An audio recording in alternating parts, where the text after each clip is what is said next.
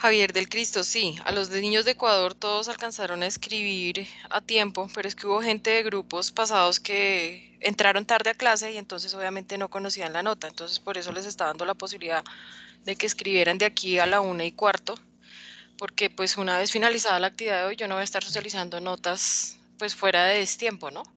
Igual pues yo les hice la retroalimentación y felicité al grupo de Ecuador, entonces ahí para que obviamente tuvieran presente eso. Pero entonces lo hice con la finalidad de aquellos que entraron tarde a clase y obviamente no conocían la nota, pues para que por favor escribieran y todos estuviéramos con notas al día.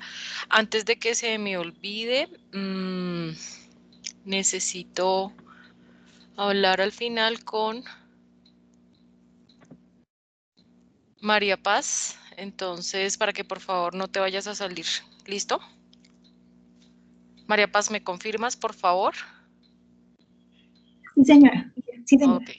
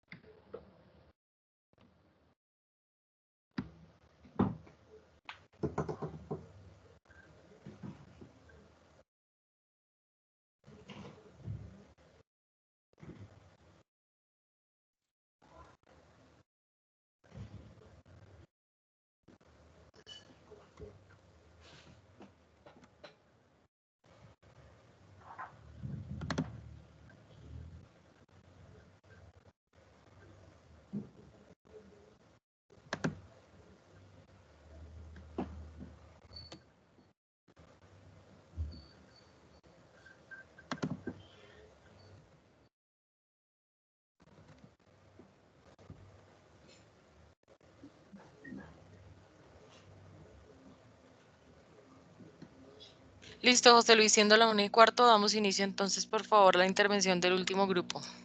Ok, profe, ¿me confirman todos si nos Sí, escuchan? sí, te estamos escuchando, sí, los estamos viendo.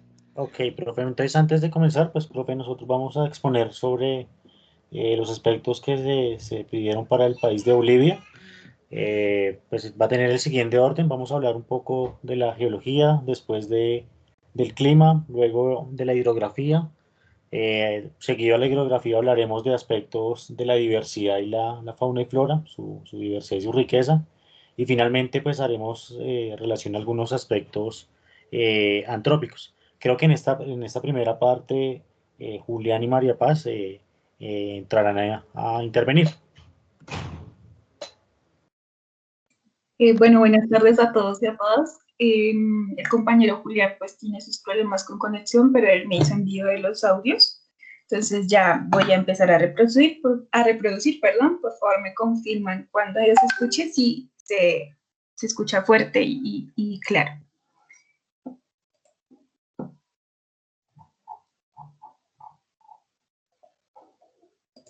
Buenas tardes, compañeros. Sí, sí se escucha fuerte y claro, tranquila. Para poder hablar respecto a Bolivia como algo sistémico, primero pues hay que reconocer ciertas características para poder comprender las dinámicas que se desarrollan dentro. Pues primero hay que comprender que la cordillera de los Andes se origina por la interacción de la placa oceánica de Nazca con la parte continental de Sudamérica. En su norte y en su sur también participan las placas de Cocos, la Antártica y la Yo creo que hay que ir cambiando la presentación, que sería como la segunda diapositiva, pilas con eso que ustedes son el grupo que están exponiendo. Están hablando de placas y yo veo que la segunda diapositiva es la de placas, pero no la están visualizando la totalidad de sus compañeros. Entonces, pilas para que estén atentos a lo que Julián está diciendo y que ustedes vayan cambiando las diapositivas. José, va por audio, cada vez que cambie de audio, cambios de diapositiva, por favor. Voy a continuar. Esta formación sirve de límite natural entre Chile y Argentina y juega también un papel muy importante a la hora de hablar sobre la economía boliviana. Bueno, ¿Listo? Cambiamos de diapositiva, por favor. A la tercera, José.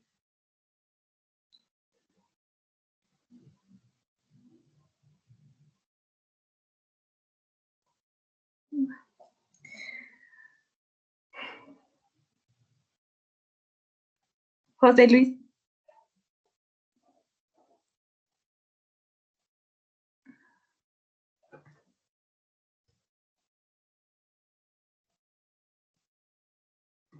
Yo no sé si no me escucha. ¿Alguien me escucha, porfa? Sí, te estamos escuchando. Sí, se escucha perfecto. Señora. ¿Que no? José Luis. Pues yo veo ahí, sí, José Luis está conectado, pero pues no entiendo qué pasa. ¿Será que no nos escucha? Es que está fallando esto demasiado.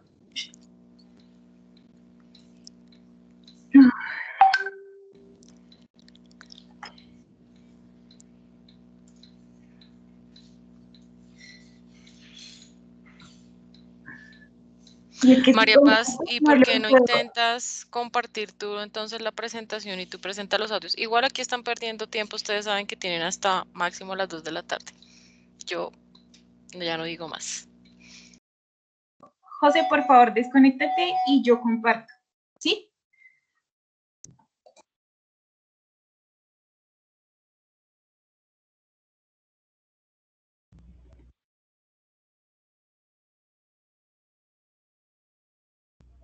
Ya el compañero se está comunicando por WhatsApp, entonces ya va a dejar de compartir la presentación. Qué pena con ustedes, pero pues le está como fallando el internet.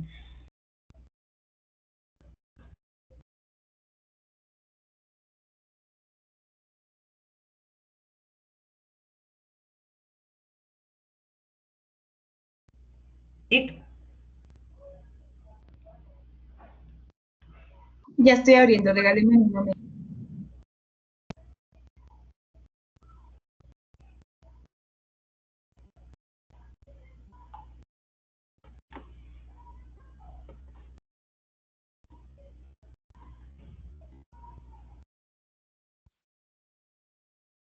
¿Ahí se está viendo? Sí, señora. Listo. Vamos con el segundo audio, ¿vale? Que corresponde a la tercera diapositiva.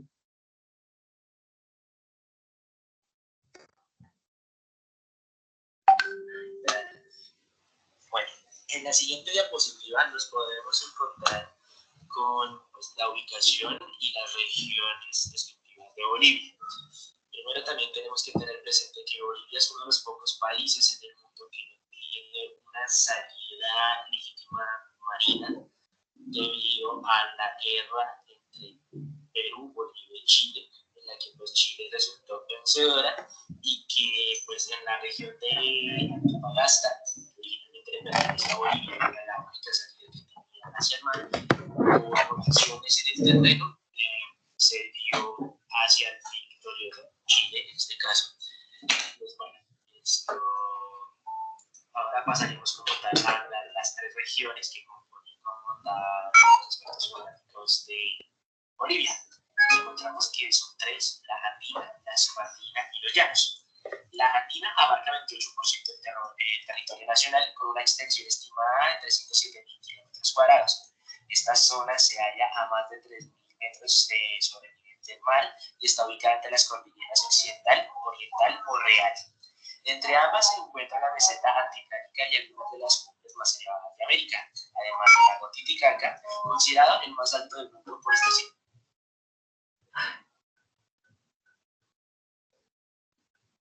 210 metros sobre el nivel del mar, con una extensión de 8.100 kilómetros cuadrados y es navegable por embarcaciones de gran calado. La subandina, que es la región intermedia entre el altiplano y los llanos orientales, que abarca un 13% del territorio. Comprende los valles de los Yucas, que es un valle subtropical con una altura promedio de 2.500 metros sobre el nivel del mar. Se caracteriza por su actividad agrícola y su clima templado o cálido. Luego están los llanos, que abarca el 59% del territorio y se ubica al norte de la cordillera oriental o real y comprende las llanuras y las extensas selvas ricas en flora y fauna. Esta pues normalmente suele registrar una temperatura media anual de 22 a 25 grados. Pasamos a la siguiente diapositiva. Bueno, compañeros, en la siguiente diapositiva ya como tal podemos observar las alturas y los principales sistemas montañosos por este Bolivia. Entonces, tenemos que tener presente que la cordillera de los Andes, al penetrar en el territorio boliviano, se bifurca en ramares. Desde el norte, en el nudo de Vilcanota o Apolombamba, y forma la cordillera occidental o volcánica y la cordillera real o central.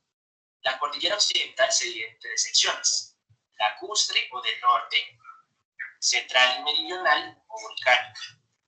La cordillera real se divide en 6 distritos: la cordillera de Apolombamba, la cordillera de las Muñecas, la cordillera real o de La Paz, la cordillera Tres Cruces, la cordillera Santa Veracruz y la cordillera de la Cochabamba. La cordillera central nace en la real hacia el noreste y sudeste y está formada por 3 cordones: septentrional o cordillera de los Azanaques, la central o cordillera de los Frailes y la meridional, que comprende las cordilleras de Chillas y Limes. Pasamos a la quinta. Continuando con la exposición, la siguiente diapositiva nos muestra las eras geológicas del territorio boliviano. Es necesario aclarar que la gran mayoría del territorio actual dio su origen en el periodo cuaternario y un porcentaje en el neógeno. En el periodo cuaternario vemos que el territorio central, el norte, el suroeste y el sureste del país tienen su origen aquí, mientras que la parte este tiene su origen en el neón protocerozoico. Respecto a los Andes, vemos que su desarrollo se da entre el periodo ordovícico, el devónico y el paleógeno.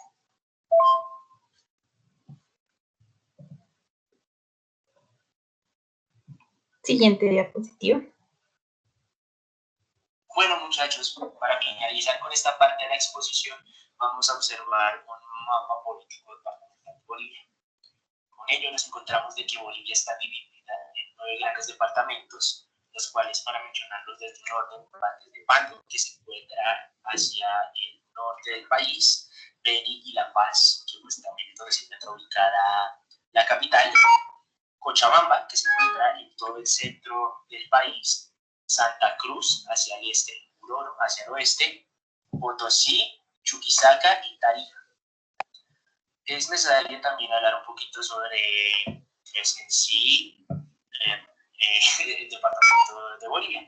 Cuenta con una población de 2.340.466 habitantes, una superficie de 1.333.385 kilómetros cuadrados, y pues la ciudad de La Paz se encuentra situada a 3.640 metros de altitud sobre el nivel del mar. Es la sede del gobierno nacional y fue fundada por el capitán español Alfonso Mendoza el 20 de octubre de 1548, aunque ellos celebran su independencia como tal el 16 de junio. Y eso sería toda la parte geológica. Ok. La siguiente parte hace referencia a el clima en Bolivia. Entonces, regálenme un segundo, por favor.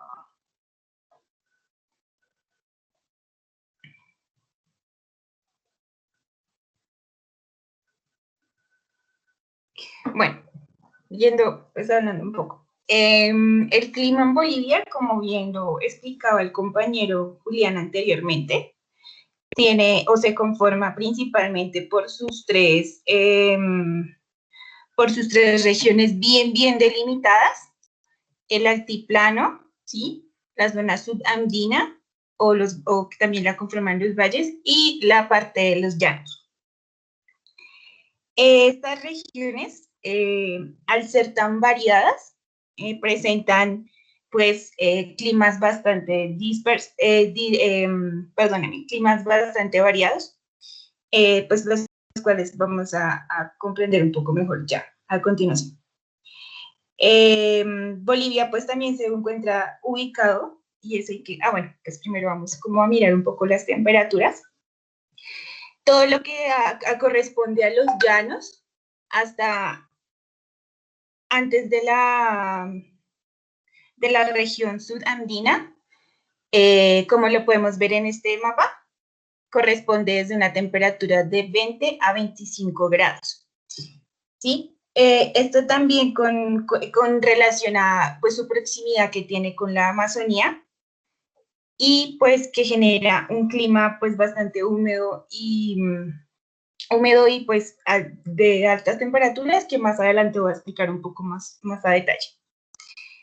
Continúa la zona subandina, que la conforman climas entre el color amarillo más o menos quemado, digo yo, amarillo más claro y verde, que están entre algunas temperaturas de los 24 grados a los 11 grados centígrados, porque acá ya empieza a subir con relación a la cordillera de los Andes. Y por último tenemos las partes más altas, de mayor altitud, perdón, que corresponden a temperaturas entre los 9 grados hasta los menos 7 grados.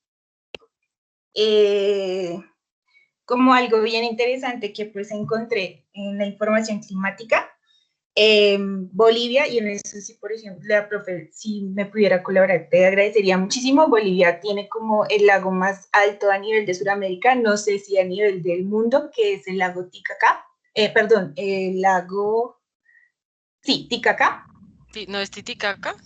Discúlpame. Creo que es Titicaca. Titicaca, sí, profe, qué pena la confusión. Y también, pues, en la información que encontré decía que había montañas de hasta 6.000 metros sobre el nivel del mar, entonces nos permite, pues, inferir de que, pues, en Bolivia el clima puede llegar desde lo más extremo en relación a lo más frío hasta climas bastante altos.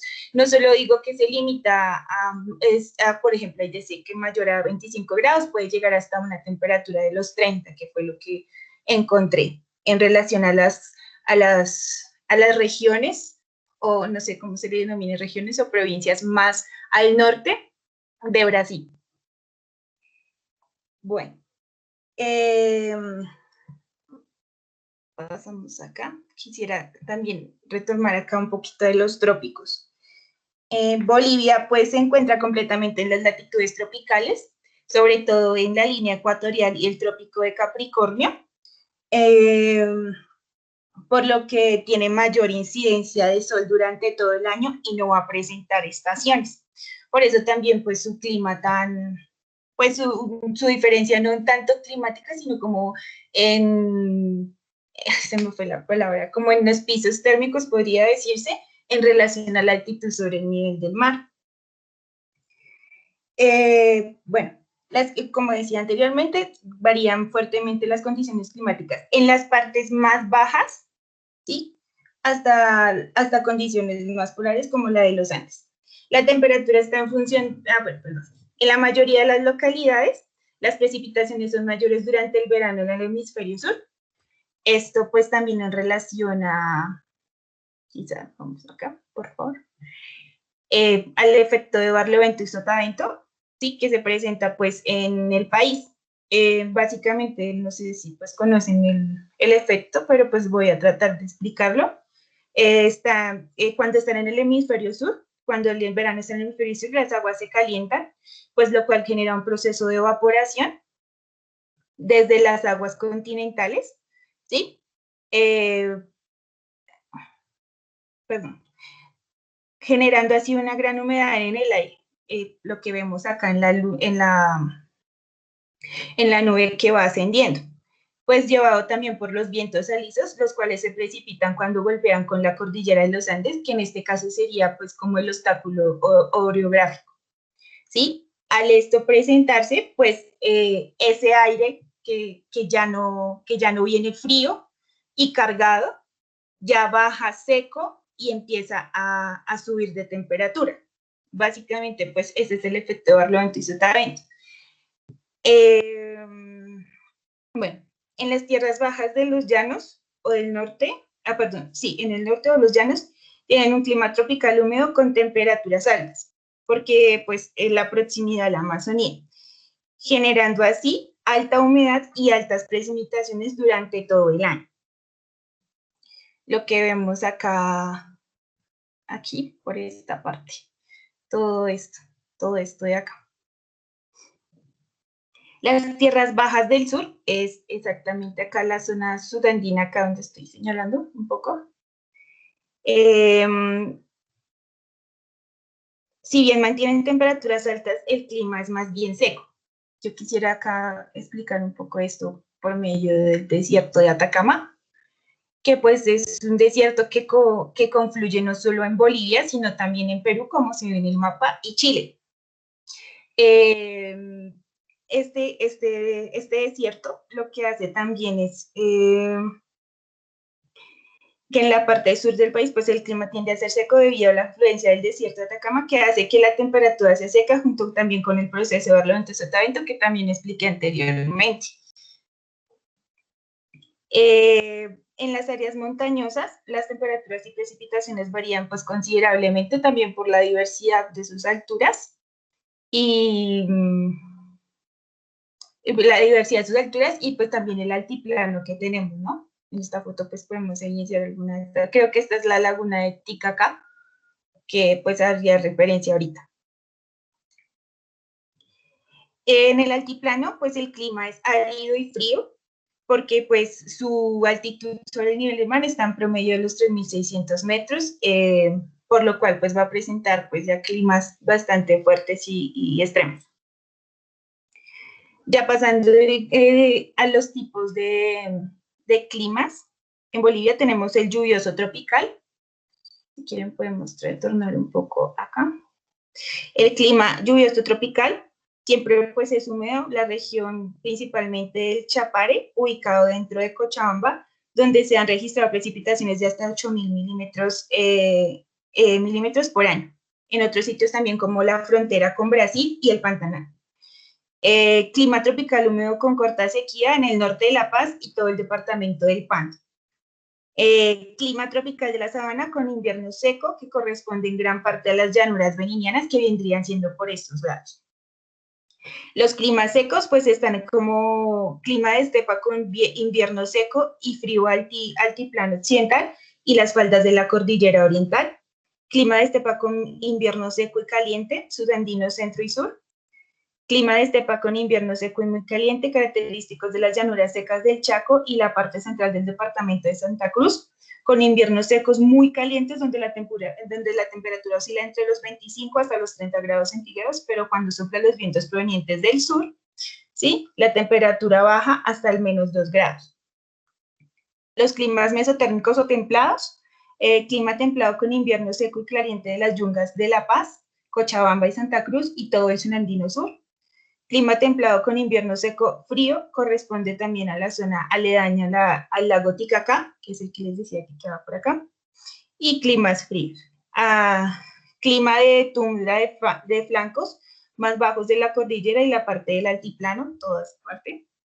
Clima de alta montaña, todo lo que es el Oruro, Potosí, corresponde a las altas cumbres de la cordillera que están cubiertas de nieve y hielo la gran mayoría del año. Por último, quisiera resaltar algunos fenómenos que se han venido presentando en Bolivia, entre esos cambios de patrones en precipitación, mayor frecuencia de ocurrencia de eventos extremos como granizos, olas de calor, precipitaciones severas y temperaturas extremas. Esto también debido al cambio climático pues, que afecta fuertemente al país. Acortamiento de la estación de lluvia, en parte pues también causada al cambio climático y el proceso de desertificación.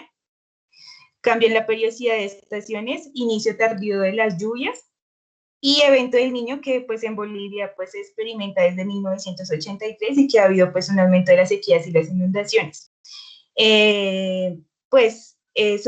Significativamente los valles y el altiplano son los que más han sufrido estos procesos y pues el aumento de temperatura. Y pues con eso terminaría la parte climática. Ok, María, ¿podrías bajar hasta la diapositiva 16, creo? Sí, ¿aquí? Sí, bueno, qué pena, me sacó el Teams hace un momento. Bueno, lo primero que vamos a comentar con respecto al aspecto hidrográfico de Bolivia es que tiene tres grandes cuencas, sobre todo la cuenca de la Amazonía, la cuenca de la Plata y la cuenca endorreica. Ayer explicaban que una cuenca endorreica pues es un río o un arroyo pues que no va a otro río o no va al mar, sino va a un cuerpo de agua como una marisma o una laguna, etcétera. Entonces, digamos que bueno, este primer mapa nos presenta esas tres cuencas, también nos permite problematizar pues el aspecto físico del territorio boliviano y pues evidentemente vemos que la cuenca más grande del Amazonas, digamos que la mayor parte de su territorio es un territorio homogéneo, de llanura o de piedemonte amazónico. La cuenca de la Plata es un poco más pequeña, más al sur, también de llanura y de piedemonte, y pues la cuenca endorreica está en los Andes bolivianos. Siguiente diapositiva, por favor.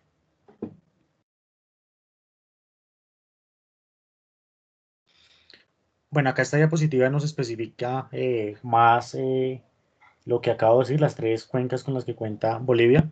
Evidenciamos que la cuenca del río Amazonía, bueno, la cuenca del río Amazonas es la más grande del mundo. Se compone de los ríos de la cuenca del Orinoco de Colombia, de Ecuador, parte de Ecuador, de los Andes de los Andes peruanos y de los Andes bolivianos en parte. Digamos que la cuenca, los ríos que componen esta cuenca no nacen a grandes alturas, sino justamente es en el piedemonte de los Andes, en la región de los llanos. Es numeroso, es bastante numeroso, digamos, esta cuenca en la Amazonía. La cuenca endorreica pues es más pequeña, está ubicada pues en un territorio quebrado como los Andes y pues desemboca en dos cuerpos de agua principales. Entre uno de ellos pues es un cuerpo de agua compartido con con el Perú, que es el lago Titicaca, que es un cuerpo de agua pues bastante importante y pues tiene una característica de estar ubicado a un nivel de altura bastante importante. Siguiente diapositiva, por favor. Entonces, como yo les dije, Bolivia tiene tres cuencas. Una de estas es la cuenca de la Amazonía. Vemos que principalmente Bolivia la nutre con tres ríos. Eh, como les decía, es la cuenca más grande del mundo y pues se confluyen todo este tipo de cuerpos de agua en esa cuenca. Bolivia hace un aporte significativo. Siguiente diapositiva, por favor.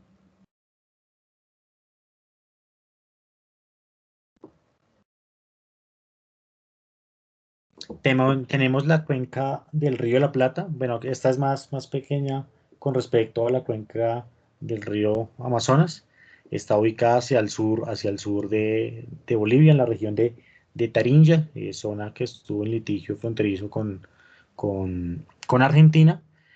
Principalmente, digamos que acá los ríos atraviesan el territorio paraguayo y pues finalmente este va a componer la gran cuenca del río de la Plata. Siguiente diapositiva, por favor.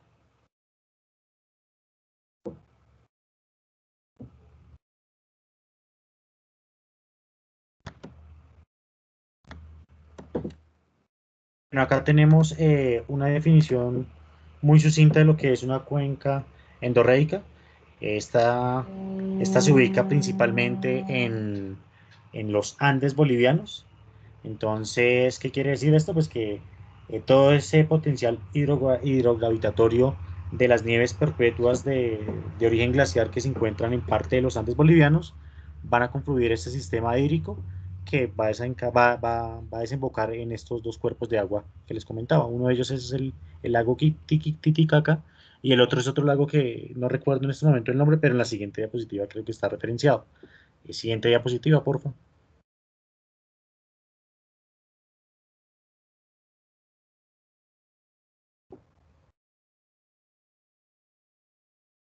Si no estoy mal, es el lago Oruro, bueno, no estoy mal, bueno, acá se evidencian los dos cuerpos de agua que tienen como final, pues, la cuenca endorreica de los Andes bolivianos. Siguiente diapositiva, por favor.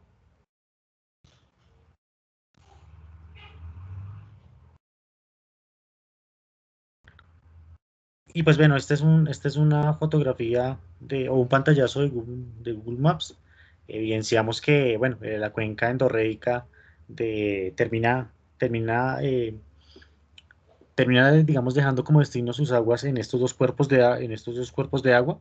Evidenciamos que hacia la parte occidental de los Andes, pues no hay, digamos, mayores cuerpos de agua, pues por lo que nos enunciaba ahorita de las características climáticas del desierto de Atacama. Entonces, esa es la circunstancia, digamos, que presenta la hidrografía boliviana. Yo compartí en el chat eh, un pequeño link de un video sobre la hidrografía boliviana que me gustaría que lo viesen. Dura 2 minutos, que lo viesen, digamos, al momento, que ahí, digamos, como que puntualiza de buena manera, pues, lo que se ha expuesto con respecto a este aspecto. Entonces, si lo podemos ver de acá a la 1:45, estaría bien. Eso sería lo que correspondería, digamos, como al aspecto hidrográfico de Bolivia.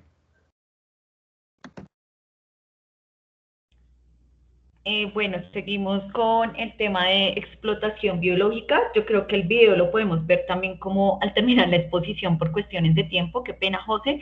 Entonces, si quieres, María Paz, te ubicas en la diapositiva de explotación biológica. Ese tema le corresponde a la Ana Sofía, pero pues ella dejó sus audios debido a que tiene inconvenientes de comunicación. Entonces, pues los voy a poner. Espero que se escuchen bien.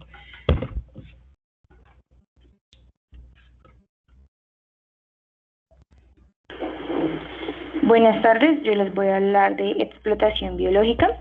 Entonces empiezo con la fauna. En ese sentido, voy a trabajarla desde los grupos que se han establecido, que pues anfibios, reptiles, y los otros, excluyendo pues el mundo de los insectos, donde por cierto Bolivia también tiene amplia gama de insectos.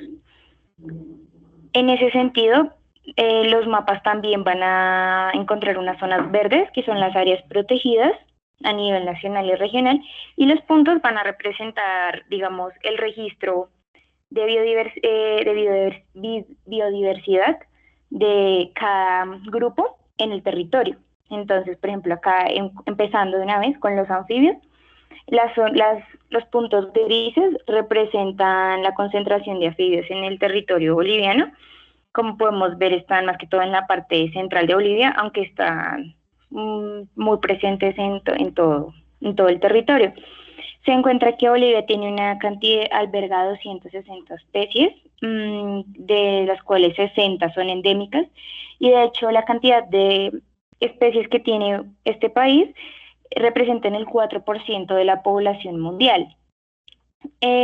Otra como aclaración es que la mayoría de animales, digamos que están en constante vulnerabilidad ante pues, las actividades humanas, pero bueno. En los anfibios encontramos especies endémicas como las que vemos ahí, perdón la pronunciación, que son los amoníger, los bohemi, los lependens, y como por ejemplo el cutuche negro. Estas especies se ubican dentro de los Andes orientales, en parques nacionales. Por ejemplo, el cutuche negro se ubica en el Amazonas y así sucesivamente. En aves encontramos que el registro de biodiversidad de estas se encuentra hacia la parte también central de Bolivia. Bolivia cuenta con más de 1.400 tipos de aves. Entre ellas tienen especies endémicas como el palcachupa, como digamos la paraba, barba azul, y el ara rubrogenis, que pues, como ya voy a decir, es una constante que estén en peligro. Dentro de los mamíferos encontramos una biodiversidad casi esparcida por todo el territorio. Tienen más de 406 especies, más de 25 especies endémicas. Por ejemplo, endémicas encontramos el pericote boliviano, que se ubica en Santa Cruz, en Camarapa, el tití de Beni, que se encuentra en el departamento de Beni, y el bufeo, que ya es un delfín. Dentro de los peces se encuentra que Bolivia tiene más de 900 especies de peces y tienen pues ya especies como los cupaca, los paleta o los tujuno. Respecto ya a los reptiles, se encuentra que su registro de biodiversidad se encuentra más hacia la región de los Andes, en donde encontramos, por ejemplo, serpientes, más que todo, como el yoperojo bobo. Sin embargo, también pues, hay otras especies como la iguana overa, que sí es una, digamos, constante dentro del territorio americano, y también está la tortuga matamata, que es exclusiva de Latinoamérica. Ya siguiendo con la cobertura vegetal, hay que tener claridad que Bolivia está dividida como en 3 regiones principales. Entonces, en ese sentido, encontramos en el occidente la región andina, que está acá en el mapa de amarillo. Representa el 28% del territorio nacional, se halla a 3.000 metros sobre el nivel del mar. Se encuentra aquí la mayor población rural y es de temperaturas bajas. La subandina, que es digamos la naranja, representa el 13% del territorio, se encuentra en alturas de 2.000 metros sobre el nivel del mar, comprende los valles y los yungos, que son pendientes abiertas, y hay temperaturas de 15 a 25 grados centígrados. La tercera zona, que es la más amplia, la de los llanos y el Chaco, contempla el 59% del territorio, tiene altitudes inferiores a los 300 metros, allí encontramos las llanuras y las mesetas cubiertas, digamos, ya de selvas, y temperaturas de 22 a 25 grados centígrados. Ya teniendo, digamos, como aclaración esto, vamos a un mapa de cobertura vegetal. Entonces, encontramos que en la región de los llanos y el Chaco está concentrada la mayor cantidad de bosques húmedos y muy húmedos, así como también las tundras, y también en la parte sur de esta región encontramos los bosques secos. Sin embargo, predominan bosques húmedos. En la región ya subandina encontramos una fusión entre la región de los llanos y la región andina. Entonces aquí ya vemos, por ejemplo, montes espinosos, bosque seco, y también en menor medida tenemos bosques húmedos y bosques muy húmedos. También nos encontramos ya en la región andina, desierto, tundras muy húmedas, pero principalmente lo que podemos ver ya de los colores como naranjas es ese predominio ya de los desiertos y matorrales desérticos.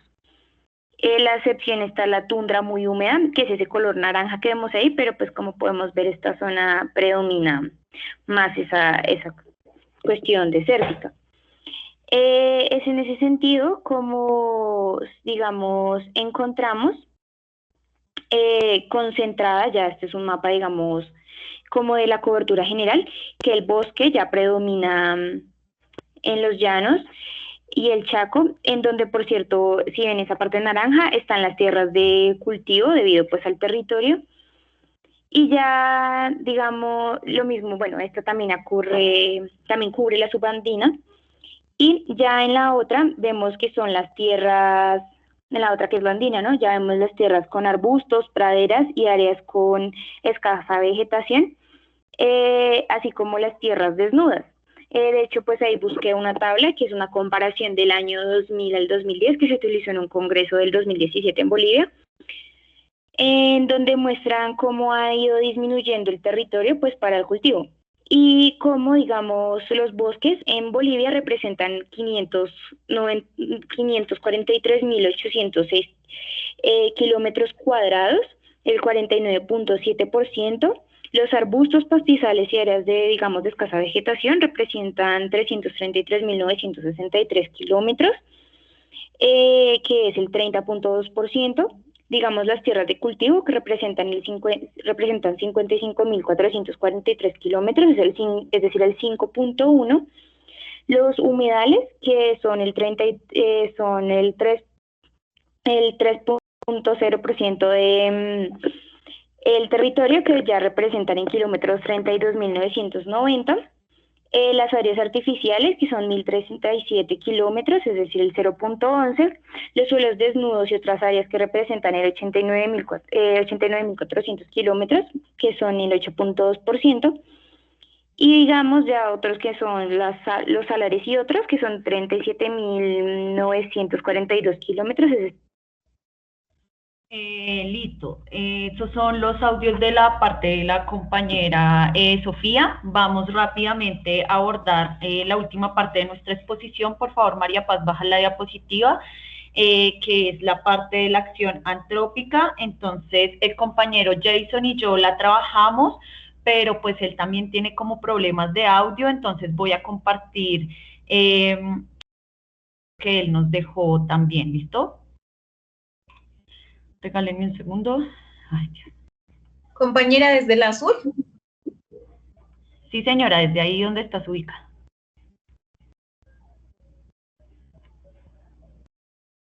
Regálame un segundo que no encuentro. Ya aquí están los audios de Jason. Entonces vamos con la primera parte. Diana, pilas máximo, tienen 10 minuticos como máximo. La parte antrópica. Gracias, mi compañera Diana Carolina Moya y quien les está hablando, Jason Daniel Vergel. A continuación, en sus pantallas ahí compartido un mapa de la empresa Energía Eléctrica de Bolivia, donde en él nos dan a entender el proyecto que tienen para este territorio de la construcción de pequeñas y medianas centrales hidroeléctricas y de cómo aprovechar el potencial hidroeléctrico que tiene el territorio boliviano. La información que ellos nos comparten acerca de este ambicioso proyecto trataré de dárselas de la forma más sucinta. Actualmente se vienen desarrollando proyectos de grandes centrales hidroeléctricas con potencias instaladas por encima de los 70 megavatios. Bolivia, por su condición de cabecera de las cuencas del río Amazonas y del río de la Plata, permite contar con caídas topográficas y caudales importantes. Tienen un gran potencial hidroeléctrico en potencias entre 10 megavatios y 50 megavatios, correspondientes a pequeñas y medianas centrales hidroeléctricas, potencial que no está siendo estudiado. El presente programa tiene como finalidad explotar este gran potencial del país, alcanzando o estimándose para el año 2020 una potencia total instalada de al menos 200 megavatios, con centrales hidroeléctricas de hasta 50 megavatios. La ubicación que encontramos aquí de estos proyectos se ve mejor referenciada en el segundo mapa. Ahí vamos a encontrar 5 cuencas distintas. Aquí ellos nos hablan que habiendo revisado los estudios que ellos hicieron entre los años de 1976 hasta el presente, se han identificado 5 cuencas que cuentan con un potencial importante para el aprovechamiento hidroeléctrico en el rango de potencias de hasta 50 megavatios, el cual es el objeto de este programa. Las cuencas son las cuencas del río Chayantá, cuenca del río Tamampaya, cuenca del río Coroicó, la cuenca del río Camata y la cuenca del río Incahuasi. Listo, María Paz, cambia la segunda diapositiva, por favor, la siguiente. A continuación, daré unos breves detalles y unas descripciones de un proyecto hidroeléctrico que lleva como nombre Laramcota, muy interesante, que encontré también dentro de la página de Empresa de Energías de Bolivia. El proyecto se encuentra ubicado en el municipio de Ichoca, en la provincia Inquisibi del departamento de La Paz. Este proyecto tiene varias finalidades, pero una de sus principales finalidades es el aprovechamiento de las aguas del río Sayaquira y Rearrea, que son afluentes del río Sacambaya, el cual pertenece a la cuenca del río Cotacajes. Esto del aprovechamiento se ve un poco mejor en el segundo mapa, que el mapa ubicado debajo de la ubicación general del proyecto. Se cuenta con el estudio de diseño final y elaboración de documentos de licitación desarrollados por la consultora Improve desde el año 2012. El estudio contempla la rehabilitación y el repotenciamiento de la central hidroeléctrica existente hasta una potencia instalada de 10.940 kilovatios. Este estudio está siendo revisado y complementado por la empresa de Valle Hermoso, la empresa de energía que se encarga de esos estudios dentro de ese territorio. Daré unas rápidas características técnicas del proyecto hidroeléctrico, como el caudal de diseño será de unos 2.380 metros cúbicos, el caudal firme será de unos 2.364 metros cúbicos. Aquí nos muestran que la caída bruta aprovechable será de 595 metros, una caída neta aprovechable sería de 557 metros. Bueno, digamos que ya estos son detalles como más técnicos que digamos que en el área pues son importantes, pero por cuestión de tiempo vamos a omitir.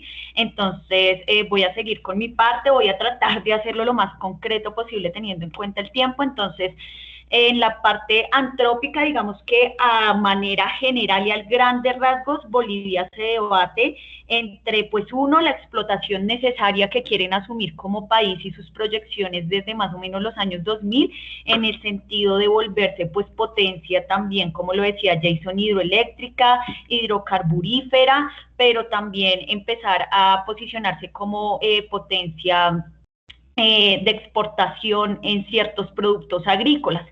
Pero pues el debate está en que esos deseos de ser potencia, como en muchos países de Latinoamérica, pues chocan con los intereses de las poblaciones. Recordemos que en exposiciones anteriores les explicamos y pues todos conocemos que en Bolivia pues hay una gran cantidad de población indígena y que pues estas poblaciones viven con una mentalidad diferente de modelos de desarrollismo que tiene tiene más relación con la parte de sostenibilidad y medio ambiente.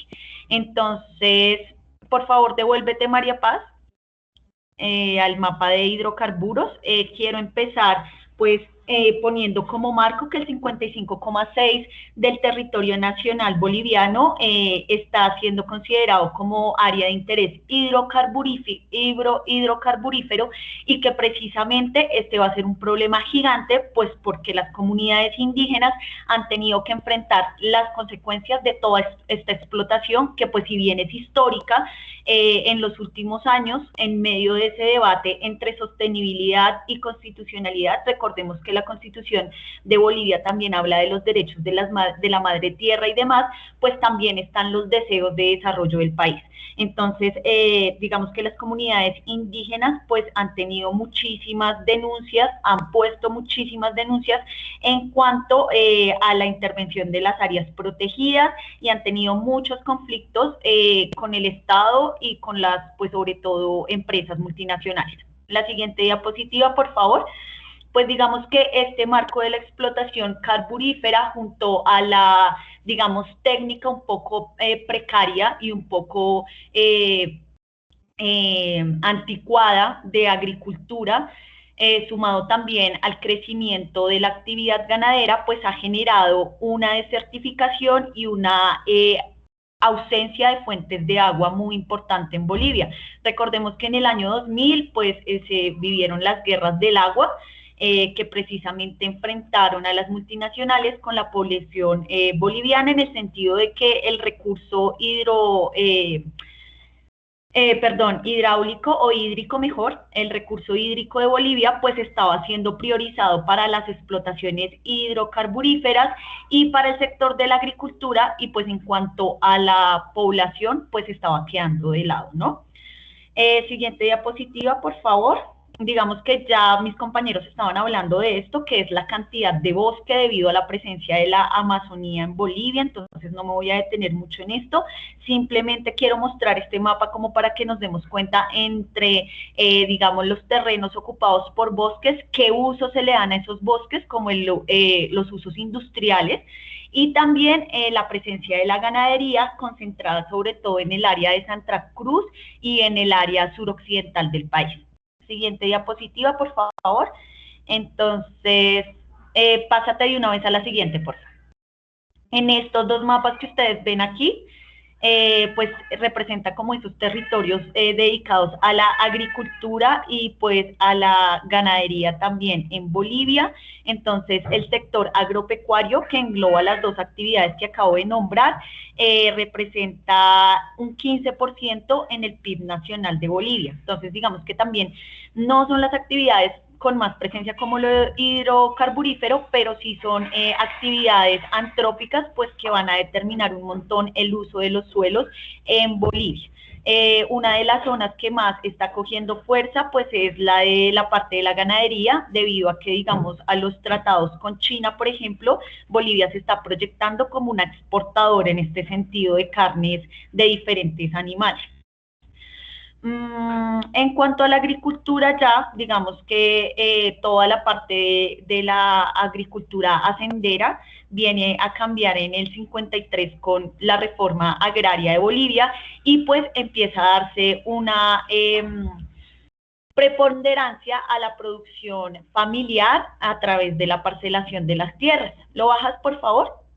Y pues precisamente, digamos que esa falta de claridad en esa división para el trabajo de la agricultura en Bolivia, pues ha generado unos problemas sumados a todos los riesgos, digamos, climatológicos y de suelos, pues ha sumado en Bolivia que la productividad de sus tierras sea muy baja. Entonces, históricamente, uno de los problemas más importantes de la economía boliviana ha sido su relativo uso muy, muy bajo de la productividad de la tierra y la ocupación del territorio.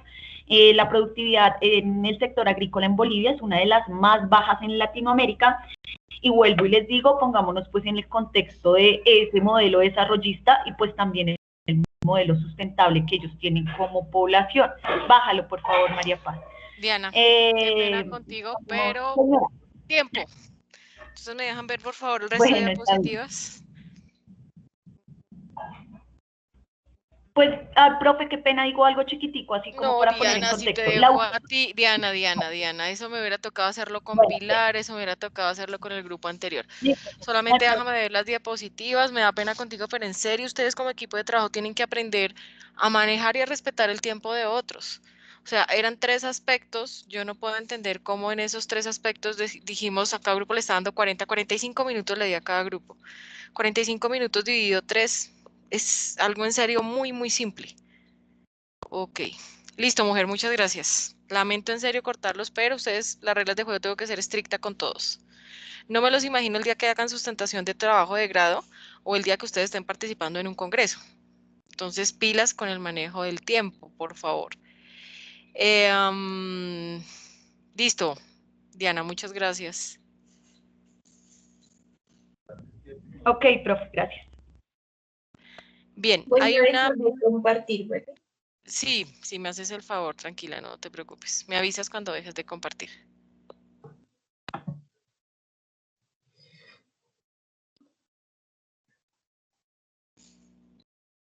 ¿Listo, María Paz? Sí, creo que sí. ¿Ya? No sé, espérate, porque es que estoy intentando ahora compartir y no, creo que no había salido completamente. Ya, Maripaz, ya no se ve. Sí, ya.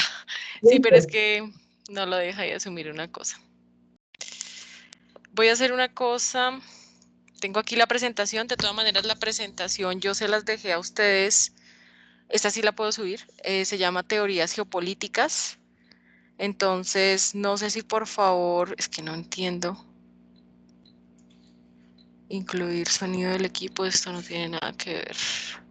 Yo ya la tengo aquí abierta y al compartirla nuevamente me sale es una carpeta. Y no es el computador realmente. Yo ayer utilicé Teams para otra cosa y funcionó perfecto. Bueno, voy a intentar abrirlo desde acá. Espérenme un segundito. La tengo en PowerPoint, entonces hagámoslo acá. Miren por favor en archivos, si son tan amables. Y en archivos aparece una publicación que les hice el día de anoche. Se llama Teorías Geopolíticas.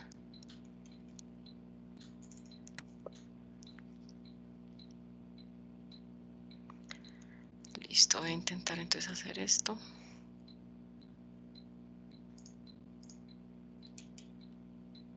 No me deja. ¿Me comentan si están visualizando ahí la presentación? Perdón, pregunto. Profe, se aparece, pero yo la descargo y no aparece ningún... Profe, aquí está cargando, creo. O no. No, no, ya no. Y yo la estoy cargando y la estoy viendo perfecto acá. Hacer.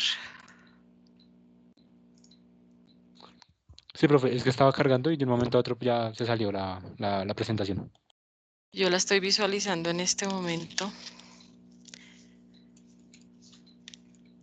Pero ¿se salió la mía o se salió la que yo estoy compartiéndoles o la que ustedes están mirando por cuenta de ustedes en archivos? Perdón, pregunto. No, profe, aquí la presentación del grupo. Por eso, ¿la que yo les estoy compartiendo o la que ustedes están visualizando por cuenta de cada uno en archivos? Señora. Pero no carga, la descargué y tampoco. No es que no hay que descargarla, tú solamente pulsas sobre ella y el archivo te sale inmediatamente, que es lo que estoy haciendo. Y yo ya la tengo acá, pero es que a mí no me deja la posibilidad de compartir. Ay, este Team sí. Comenzar a compartir. Profe, de Señor, ya pronto la subí sucede archivos. Dime. es que cuando tú ves la opción de compartir, te salen unas ventanitas. Sí. Y de pronto no te está apareciendo la ventanita de las No, diapositivas. Lo que pasa es que toca darle bajar, o sea, bajar un poquito más de esas ventanitas que se ven y ahí te aparece la opción. ya lo hice y tampoco Ya, me profe, ya Listo. está compartiendo. ¿Qué están compartiendo mi pantalla, mejor dicho, lo que yo quiero ver? Sí, la estabas compartiendo, pero de un momento a otro se salió. Sí, miren, a mí me aparece escritorio, ventana, PowerPoint, pizarra y no me aparece nada más. Digamos que yo quiero compartir el escritorio. ¿Ahí están viendo el escritorio? Ahí Estamos está viendo las compartida. diapositivas. Ok, ¿qué están viendo, por favor? Dice Alfred. Ok, es la presentación que yo le subí. Es exactamente la que yo le subí, que la estoy mirando desde archivos. Tocó manejarla por acá, no tenemos de otra. Bien, vamos a hablar de teorías geopolíticas a nivel mundial y luego vamos a empezar a hacer un análisis de aplicación directamente para América. Bien, vamos a hablar de la primera teoría, es conocida con el nombre de Alfred Mahan. Muchas de estas teorías son producto del desarrollo de Primera Guerra Mundial, la otra se consolida en el periodo entre guerras y la más reciente es la de Samuel Cohen, que es una teoría de 1980. Después de esa vienen tres teorías. La circunvalación es una, la del círclomen es otra, y la más reciente que se tiene es la denominada geopolítica del miedo. Y entonces ahí uno puede entender toda la política intervencionista por parte de Estados Unidos. Bien, la primera teoría que vamos a empezar a mirar es la de Alfred Mahan. Esta teoría surge y reafirma de alguna manera el poder marítimo sobre el territorio terrestre.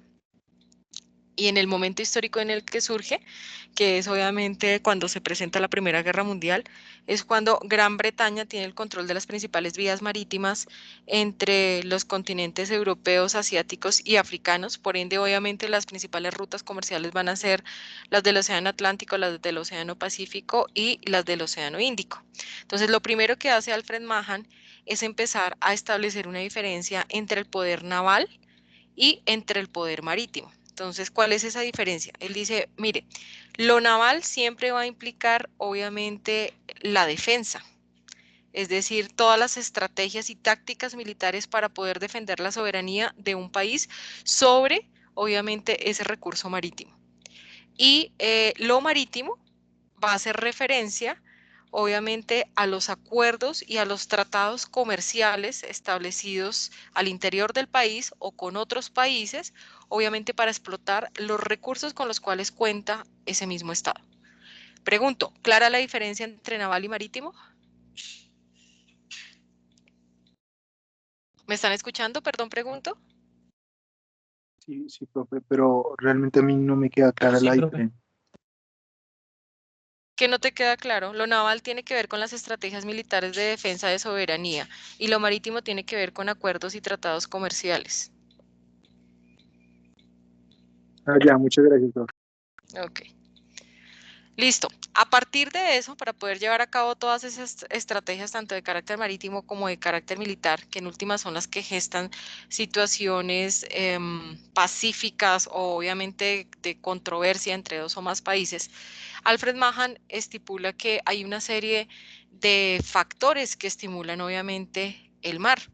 Y dentro de esos factores, Alfred Mahan empieza a hablar 5 de ellas, los otros 2 solamente deja como el respectivo planteamiento para tenerlo en cuenta. Y entonces el primer aspecto que él hace referencia es sobre la situación geográfica. ¿Cómo entiende Alfred Mahan la situación geográfica en los factores que estimulan al mar? Alfred Mahan establece que cuando hablamos de la situación geográfica es cuando de alguna manera se tiene que establecer el proceso de la ubicación geográfica central respecto al sistema general de tráfico marítimo. ¿Por qué? Porque esto permite mantener un control permanente sobre el tráfico comercial. El Alfred Mahan también hace referencia a cómo de alguna manera algunos estados carecen de fronteras comunes, de compartir obviamente espacios marítimos y esto hace que pues de alguna manera el estado no tenga que intervenir pues muchísimo en procesos de defensa del mismo territorio. Entonces yo recuerdo al último grupo que estaba exponiendo a Bolivia, ellos hicieron alusión a una disputa que Bolivia siempre ha tenido históricamente, que usted lo conoce con la guerra del denominado Pacífico, que es obviamente el paso para que Bolivia pudiera tener salida al mar. Si usted mira en todo el mapa de América, el único país que no tiene salida al mar, ¿cuál es? Bolivia. Es una disputa que obviamente la tuvieron 3 países, entre ellos está Chile, perdón, está así Chile, Perú y Bolivia, y pues obviamente todo lo que sucedió a través de la misma guerra del Pacífico. Ahora, entonces, la situación geográfica, entonces para Alfred Mahan hace referencia a los países que obviamente, o los estados que tienen salida al mar, que pues obviamente tienen que hacer un despliegue de fuerza militar para que defiendan ese territorio, pero también hace referencia a la ubicación geográfica en la medida en que aquellos países que tienen salida al mar, pues obviamente pueden posicionarse dentro de este espacio a través de qué? Del tráfico marítimo, pero también ese tráfico marítimo conlleva también a un tráfico netamente comercial. El segundo aspecto hace referencia a la configuración física. Entonces es cuando Alfred Mahan dicen que aquellos estados que obviamente tienen salida al mar necesariamente tienen que hacer relación hacia algunos aspectos tales como el litoral, el tipo de terreno, el clima. En últimas, todo esto se traduce a la configuración geográfica.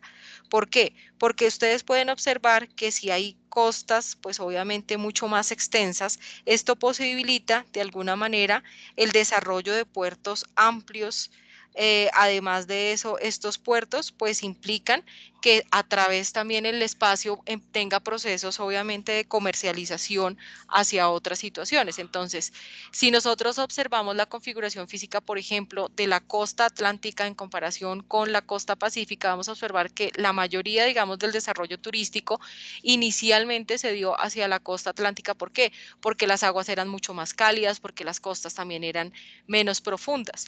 La mayoría de puertos, si usted va a observarlo en América, prioritariamente los va a encontrar hacia la costa atlántica. En el caso de América del Norte, de la misma América del Sur. En el Pacífico, por condiciones obviamente fisiográficas, pues es mucho más difícil el desarrollo de las mismas corrientes, la aplicación de los vientos. Entonces, todas estas circunstancias hacen que la configuración física influyan obviamente dentro de la teoría de Alfred Mahan, que obviamente tiene que ver una supremacía del poder marítimo sobre el poder terrestre. El tercer aspecto hace referencia a la extensión territorial. Entonces, pues como el nombre lo indica, hace referencia a la amplitud del litoral de alguna manera y la calidad de los puertos en contraste con la cantidad de habitantes que el mismo estado empieza a albergar. Entonces él dice que dependiendo de un número determinado de habitantes, pues los estados más densamente poblados deberían tener mayor cantidad, obviamente, de puertos para su funcionamiento. El cuarto aspecto, que hace referencia a la población de una nación, el autor establece que hace referencia hacia la cantidad de habitantes que en últimas deberían estar dedicados a actividades que estuvieran de alguna manera conexas con el desarrollo del mar. Fíjense, digamos que en Colombia, si ustedes hacen un examen de las carreras que se empiezan a ofrecer, realmente las primeras universidades que tenían carreras oficializadas era la Jorge Tadeo Lozano, la Universidad Nacional, y si mi memoria no me falla, había una universidad del Caribe que estudiaba el mar solamente desde la biología marina. Una vez se pierde territorio, en el caso del conflicto que en su momento se tuvo con Nicaragua, si usted lo recuerda, los mismos conflictos que se han tenido últimamente con la pérdida del territorio marítimo, ustedes van a encontrar que las universidades, sobre todo las del Caribe, empiezan a desarrollar programas, pero son programas técnicos. Entonces, por lo menos hay una de producción camaronera que está siendo dirigidas por ellos, o son programas que son dirigidos directamente por el SENA. Pero como tal, no hay otra carrera que busque de alguna manera analizar el territorio. Imagínense lo que fuese el éxito de una universidad para poder lanzar, digamos, una geografía marina, teniendo en cuenta que Colombia tiene salida tanto al Océano Pacífico como al Océano Atlántico. Si ustedes miran en contraste, digamos, con lo que están haciendo universidades tales como Perú, universidades como Chile, universidades como Argentina, ellos tienen hasta materias que se hablan de geopolítica del territorio marítimo. Aquí en Colombia no. Si ustedes recuerdan, digamos, una de las bases navales que se construyó bajo el gobierno de Santos, pues realmente fue como la única inversión que el gobierno ha hecho, porque de alguna manera esto nota la despreocupación obviamente del territorio marítimo y de alguna manera el desconocimiento de la importancia que se tiene acerca de este territorio. Y la última, el último aspecto que obviamente estimula el crecimiento del mar hace referencia a la clase de gobierno. Alfred Mahan dice que de alguna manera este factor siempre ha estado desvinculado de las teorías de los sistemas políticos, porque de alguna manera si el Estado tuviese políticas muy claras frente al manejo obviamente del Estado, el Estado pues obviamente lanzaría políticas en torno a la parte naval y en torno a la parte marítima para hacer uso y ejercicio y aprovechamiento obviamente de sus recursos y obviamente la defensa de su soberanía. Entonces estos son los aspectos que propone Alfred Mahan. ¿Preguntas hasta acá o complementos? Perdón, los escucho. ¿No hay preguntas? Ok. Bien, entonces, quiero que miremos acá, pues aquí realmente hay una síntesis de por qué de alguna manera el interés, si ustedes recuerdan desde el punto de vista histórico de Estados Unidos por obtener el Canal de Panamá que anteriormente nos perteneció a nosotros. Estados Unidos antes para poderse conectar del Océano Pacífico hacia el Océano Atlántico, tenía la enorme necesidad de hacer todo este recorrido que usted vislumbra, que es el mismo que estoy haciendo con el cursor. Y ese recorrido implicaba 13.000 millas o 20.900 kilómetros cuadrados. El gasto de combustible, la conexión obviamente que se hace por este canal, o sea, todo ese despliegue. Cuando Estados Unidos, obviamente, toma posesión del Canal de Panamá, tan solamente hace un recorrido de 8.370 kilómetros o 5.200 millas, y la cantidad de combustible y tiempo que se ahorra para poder tener conexión. Entonces, si uno sabe obviamente de la construcción del canal próximo a desarrollo, bueno, ya está bastante avanzado en la parte de Nicaragua, uno puede entender toda la política de desprestigio que hace Estados Unidos con el régimen sandinista. ¿Por qué? Porque en el caso de que el canal se construyera hacia Nicaragua, pues obviamente va a estar mucho más cercano a Estados Unidos tendría que tener posesión de él, además no tenía el problema de esclusas que fue solucionado como a principios del año pasado, si usted recuerda, no era la misma cantidad de agua, el estiaje del agua obviamente del Océano Pacífico al Océano Atlántico y obviamente el nivel de ampliación, este canal no contaría con esos problemas y por eso también uno entiende las políticas intervencionistas hacia el régimen sandinista. ¿Por qué? Pues porque obviamente es desbancar a Daniel Ortega de ese programa y poder tomar posesión de este territorio y ahorrarse obviamente mucho más tiempo y muchas más millas. Entonces, la importancia del Canal de Panamá en los niveles de comercialización. La siguiente diapositiva muestra todos los flujos de importación y de exportación a este terreno. Fíjense en lo central que empieza a ser este punto. El Canal de Panamá, pues obviamente logra la conexión hacia la totalidad de las partes del mundo, hacia América del Norte, hacia América del Sur, además de eso hacia Europa, hacia África, hacia Asia y Oceanía. Es un punto equidistante, es un punto estratégico, obviamente, para el desarrollo de los procesos de comercialización, pero no solamente para los procesos de comercialización, sino también para la visión total de las rutas marítimas que se puedan tener dentro del territorio. Alfred Mahan, además de eso, para poder ampliar el desarrollo del concepto del poder naval, Mahan estableció que en el desarrollo de las Antillas Mayores y Antillas Menores, ¿por qué se llaman Antillas Mayores? Por el tamaño, Cuba, Haití, República Dominicana, Puerto Rico, Antillas Menores son todas estas que están aquí, Antigua, Barbuda y las demás Islas Vírgenes, todo esto son Antillas Menores, y él establece que en ese paso existen como 3 puntos que son especiales, ¿no? El primero es Yucatán, que es el paso que se encuentra obviamente de Cuba a México. El segundo es el denominado Paso de los Vientos, que es el que se encuentra desde Cuba hasta Haití. Y uno de los más conocidos, que es el denominado Paso de la Mona, que es el que se encuentra desde Puerto Rico hasta República Dominicana. En la actualidad vemos que esto es paso obligado, lamentablemente, de situaciones obviamente como droga, pero también se ha convertido en la salida a muchos procesos migratorios. Entonces, la importancia de este sector, obviamente para el traslado de personas, pero también para el mismo traslado de mercancías.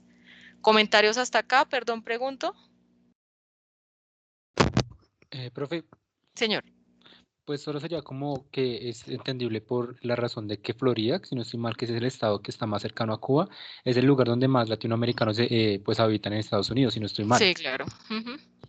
Y pues eso también estaba en un libro que me leí hace bastantes años sobre Cuba de Fidel Castro, que mencionaba lo mismo, como muchas personas en Cuba, cuando pues llegó como Fidel Castro y todo esto al poder, muchos hasta en llantas y todo esto se metieron al mar para llegar exactamente a Estados Unidos y migrar allá. Entonces es interesante saber esto también. Esto está desde antes de que leyeras este libro. Esta teoría es como de 1904-1905. Si tú recuerdas alguna medida para tratar de mitigar los flujos migratorios, está la medida de los denominados pies descalzos, si tú recuerdas, que era cuando la gente buscaba llegar a costa como diera lugar, porque eso los hacía inmediatamente ciudadanos, obviamente americanos, ¿no? Son medidas obviamente que se han trasladado, pero esto está previo al libro que tú leíste en ese momento. Estas teorías han existido ya desde hace bastante tiempo. Esta teoría data de 1904, si mi memoria no me falla. Bien, clarificado Alfred Mahan, vamos a la siguiente teoría. Vamos a mirar la de Halford Mackinder. Halford Mackinder también es una teoría que se constituye antes del desarrollo de la Primera Guerra Mundial, es conocida también como la visión geopolítica. Es una teoría que surge hacia 1905, que de alguna manera se consolida con poner fin a las potencias y es una teoría que reafirma obviamente la presencia del denominado poder terrestre. Mackinder entonces habla de eso. La teoría de Halford-Mackinder se centra en cómo existe un Herland. Herland que puede recibir diferentes sinónimos, la región cardial, el corazón continental, el área pivote o también la isla mundial. Si ustedes se dan cuenta, claro que esta es una proyección, obviamente mirando la parte norte, ya podemos mirar aquí un momentico, ya les cambio.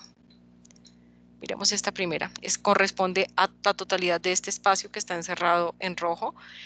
Es un espacio que refleja obviamente las intervenciones que ha tenido de alguna manera Estados Unidos durante el desarrollo de la Primera y la Segunda Guerra Mundial. Pero también, si ustedes se dan cuenta, es una región que, ¿dónde la encuentra uno? Va desde la Asia Central, toda la parte de Europa Oriental, hasta desde el río Volga, que coincide con el río Yansequián, ¿cierto? Las estribaciones del río Yansequián, y van obviamente desde el Himalaya hasta obviamente el Océano Ártico. Coincide en gran parte con el desarrollo del mismo Imperio Ruso. ¿Qué es lo que traduce Herland? Recuerden ustedes, corazón continental. Y al decir que es el corazón continental, Halford-Mackinder denomina esta tierra, ¿por qué? Porque es un espacio geográfico que se caracteriza por el desarrollo y la tenencia de recursos que son vitales. ¿Cuáles son los recursos? Uno, recursos tales obviamente como petróleo, gas, pero además de eso también el recurso hídrico con el cual cuenta este territorio. ¿Listo? Y ahí está obviamente la importancia dentro de este espacio. Sin embargo, Halford-Mackinder, cuando propone que desarrolle el Herland, él también hace una distribución de qué otras zonas se pueden consolidar a partir del desarrollo del Herland. ¿Listo? Y entonces dice, mire, surgen otra serie de zonas que es dignas e importante empezarlas a mirar. Entonces hay una zona que él denomina el denominado mar helado. ¿Por qué mar helado? Usted sabe obviamente que por los movimientos de traslación, ¿cierto? Que es el que se hace durante 365 días. Hay un momento en que el hemisferio norte, 6 meses, está completamente iluminado y otros 6 meses en que queda en completa oscuridad. Además de eso, de la inclinación que tiene la Tierra, obviamente, hacia el cuerpo del Sol. Entonces, esos 6 meses en que deja de estar iluminado, pues son cuando las aguas se congelan y si usted se da cuenta, toda esta parte pues obviamente va a quedar completamente bloqueada. Entonces uno puede entender bajo el desarrollo de la Primera Guerra Mundial por qué la importancia obviamente de Rusia por bajarse por este territorio, cruzar aquí este mar y salir directamente y tomar posesión de los Balcanes, porque es lo mismo que le pasa a Estados Unidos con el Canal de Panamá. Si la intención de los rusos para participar en la Primera Guerra era poder obtener los Balcanes y tener salida por el mar Mediterráneo, o si no que le hubiera tocado a los rusos hacer todo este recorrido, si ustedes se dan cuenta, es decir, pasar por el borde obviamente de Japón, de China, luego hacer todo el recorrido por el territorio africano para poder tener salida hacia el Océano Atlántico o cruzarse todo esto, o obviamente tener aquí entrada hacia el mismo mar Mediterráneo. Entonces, esta zona, Mackinder la denominó el denominado mar helado. ¿Listo? Hay otra zona que Mackinder la denominó también el creciente interior o zona marginal. ¿Listo? Creciente interior o zona marginal. ¿Y qué sucede en esa zona? En esa zona, si usted se da cuenta, climáticamente coincide con los países monzónicos, ¿no? Recordemos que cuando hablamos de países monzónicos, que usted lo tuvo que haber visto en sistemas espaciales del mundo, es cuando los países que se encuentran en la denominada Asia Meridional, y eso implica que en el invierno el viento va del continente al océano y en el verano va del océano al continente. Abarca obviamente los países como India, China, Indonesia, Corea también, entonces es esa zona, ¿listo? Hay otra zona que también el autor determina cuando configura el desarrollo del Herland, que él lo denomina el creciente exterior o insular. Y obviamente ese creciente exterior o insular es donde se encuentran los continentes tales como Oceanía y América. Hay otra zona que usted está visualizando en el mapa que corresponde al desierto, que el desierto coincide con los denominados países del Magreb. Recordemos que cuando hablamos del Magreb estamos haciendo referencia al lugar donde se pone el sol y pues obviamente corresponde con los países de África Norte, entre ellos pues obviamente está Marruecos, Túnez, Argelia, Mauritania, Libia, Egipto y además de eso toda la península arábiga. ¿Pero por qué lo denomina zona desértica? Uno, porque coincide con un bioma que es el desierto del Arabia y además de eso el desierto del Sahara. Esas son las zonas que él propone. ¿Listo? Mackinder. Pero Mackinder dice, pero todo este recurso petrolífero, gasífero y además de eso el recurso agua, sobre todo el recurso petróleo y el recurso gas, de alguna manera debe tener un espacio de transición para que pueda ser comercializado. Entonces él empieza en ese momento histórico a hacer un análisis y él encuentra que todo ese recurso empieza a ser de alguna manera movilizado hacia otras partes del mundo o hacia la misma Europa a través de estos mismos canales de comunicación que ustedes están observando en estos mapas. Y él dice, en esa zona hay que ponerle un nombre, no dice cuál, pero sí dice que esos recursos deben ser comercializados. ¿Listo? Y aquí les pregunto porque esto les va a ayudar al grupo que le corresponda hacer esa parte. Si yo trasladara la teoría Halford-Mackinder, que es la del Herland, teniendo en cuenta que estoy haciendo relación a zonas que tienen petróleo, que tienen gas y que tienen un recurso acuífero importante, mi pregunta es, ¿será que en América existen Herlands? ¿O existe un Herland? Los escucho.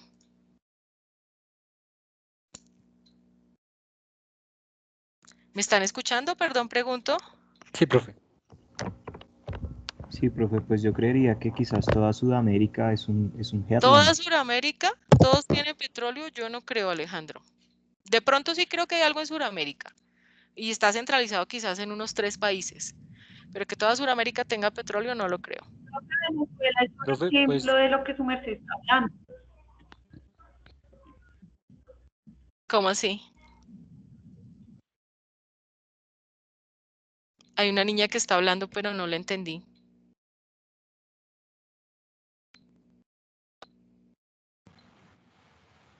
Profe, de pronto puede ser el cinturón minero de la Amazonía, que ¿Qué países comprende 3 estarían países, involucrados ahí?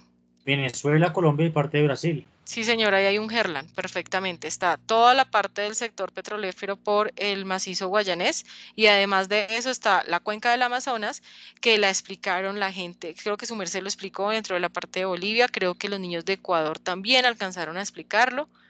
Por ahí se encuentran. O sea, aquí Profe, hay y un... otra también sería la ¿Dónde? Patagonia, por el tema del petróleo, que hace poco encontraron. Sí, pero no, todavía se no se consolida. No se consolida todavía porque, después te explico porque hay otro, José Luis, piénsame en otro. profe, ¿no sería en la parte de California en Estados Unidos? ¿Por qué? Cuéntame.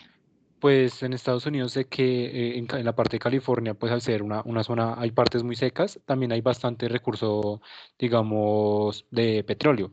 Pero lo que sí faltaría, no estoy muy seguro, es de el recurso agua. No, en esa zona no. Piensen en qué territorio le quitó Estados Unidos a México, que en la Primera Guerra Mundial es cuando se envía el telegrama de Zimmerman y los alemanes le ofrecen ayuda. O sea, ¿dónde se produce petróleo en Estados Unidos? En Texas. Ah, ok. Texas, ¿cierto? Además de eso, todas estas estuvieron en una exposición de sus compañeros donde les explicaron, creo que Marcela explicó muy bien, 3 zonas, ¿no? La parte de las montañas rocosas o rocallosas, toda la parte de la llanura central, que es donde discurren las aguas del río Mississippi, y todo este sector que es la parte del Atlántico, ¿cierto? Que yo creo que Marcela lo explicó muy bien. Entonces, en esta zona coincide obviamente con la presencia de recurso petrolífero, pero además de toda la riqueza de aguas. Además, si usted recuerda, el petróleo que se encuentra en la frontera entre Estados Unidos y Canadá, hay muchísima cantidad de petróleo, el problema es que está en áreas movedizas, en zonas de arenas movedizas. Se puede extraer, obviamente, ya tiene tecnología para eso. Entonces, hay 2 Herland, el Herland de estos 3 países y el Herland que configuran estos 2 países. ¿Listo? Bien. Siguiente teoría. Nicolás Spigman, entonces, él tiene muchas subdivisiones de su teoría. Su teoría es conocida como el realismo político. ¿Por qué lo denomina realismo político? Porque es cuando Estados Unidos, hacia 1945, empieza a negociar reconociendo territorios ajenos como propios. Y producto de eso, lo hace inicialmente cuando propone la denominada teoría del Rimland. Y en la teoría, bueno, primero no, esperen, primero vamos a hablar de entonces de otra teoría, vamos a hablar del perímetro. este reconocimiento de territorios ajenos, reconociéndolos como propios, entonces él genera un perímetro de seguridad. Quiero que miremos de dónde a dónde va el perímetro de seguridad. El perímetro de seguridad de Estados Unidos va desde el estrecho de Bering hasta Hawái. Bueno, uno entiende, eso pertenece a ellos. Desde Hawái hasta las Islas Galápagos. De las Islas Galápagos pasa a las Islas Pascua. De las Islas Pascua, pues obviamente cruza el Canal de Magallanes, que es el que une a las aguas del Pacífico con las aguas del Atlántico. Luego sube hasta Malvinas, ¿listo? Y de Malvinas se va hasta Islas Azores en Portugal. De Portugal se va a Islandia y nuevamente lo cierra hacia el Triángulo de Bering. Con este perímetro de seguridad que se instaura desde 1945 y que se mantiene en la actualidad, cualquier amenaza, torpedo, arma, o obviamente que cruce esto, eso implica una amenaza para ellos. Pero fíjense que es que Centroamérica y Suramérica no les pertenece a ellos. Entonces, por eso la teoría de él, que es conocida como el realismo político, una de las teorías que él trabaja, es empezar a reconocer esos territorios ajenos como si fueran parte suya. En esta teoría, la de Nicolás Spigman, lo empieza a trabajar, obviamente a través del desarrollo de la soberanía de su país, y supuestamente el trazo de este perímetro lo hace denotando un proceso de manejo de su soberanía y en aras de su seguridad. ¿Listo? Desde ahí arranca toda esta teoría. Más adelante vamos a ver diferentes connotaciones, digamos, luego llega un autor que se llama Seversky, y Seversky incrementa el desarrollo de Nicolás Spigman, no solamente lo hace con soberanía, sino con el posicionamiento de multinacionales, tanto en Centroamérica como en Suramérica. Y la teoría más actual, que no creo que la alcancemos a ver el día de hoy, que es la de el miedo que se va gestando, vuelve a tomar la teoría de Nicolás Spigman y la reafirma después del desarrollo del denominado 11 de septiembre. Entonces vamos a mirar qué es lo que sucede ahí. ¿Listo? Esa es una teoría de Nicolás Spigman. Nicolás Spigman también por primera vez empieza a mirar a los países biomarítimos, ¿listo? Que es distinto, vamos a escuchar esta palabra bajo dos autores, uno es Samuel Cohen, perdón, y otro es Nicolás Spigman. Para Nicolás Spigman, ¿qué es un país biomarítimo? Es aquel país o aquel estado que pone en contacto con el centro de los continentes o con los mares. En el caso de América, él no observa eso, pero él sí observa que existen una serie de mares interiores, como en el caso del continente asiático y el continente europeo, que obviamente esto ayuda a la consolidación de la soberanía dentro de un estado. Hay otra teoría que es muy importante. Bueno, esperen aquí un momentico. Nicolás Spigman, además de eso, divide América. Y entonces él dice, mire, dentro de la división de América, por más de que llamamos a toda esa masa continental, uno tiene que mirar que hay distintas regiones, ¿no? Entonces, una primera región que él determina es América anglosajona. ¿Por qué la denomina América anglosajona? Por todo el desarrollo cultural, obviamente, y por todo el desarrollo del dialecto, de su idioma como tal. Entonces, él dice, esto es América anglosajona. Además, sus niveles de desarrollo, su calidad de vida no tienen comparación con el resto de los países de América. Una siguiente subdivisión que él establece es el ABC, y el ABC está conformado, su nombre lo da por las iniciales de los países, Argentina, Brasil y Chile. ¿Qué dice Nicolás Spigman de estas naciones? Nicolás Spigman dice, los únicos países que son capaces de empezar a desarrollar contrapeso, siempre y cuando trabajen de manera unida y de manera mancomunada, sería Argentina, Brasil y Chile.